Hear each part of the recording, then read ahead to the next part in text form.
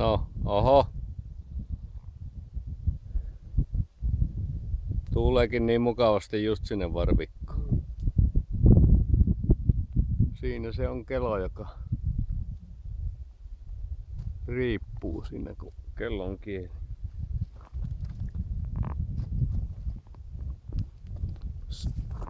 Heiluttelemassa sitä. Taitaa heilua ilman heiluttelua.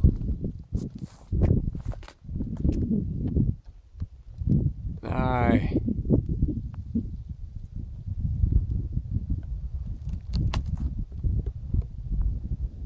Montako vuotta se on riippunut ja montako vuotta vielä riippuu. Oho, oho. Rupee ritinä käymään. Voi olla, että lähtee jo pois. Eipä uskalla paljon heilutella.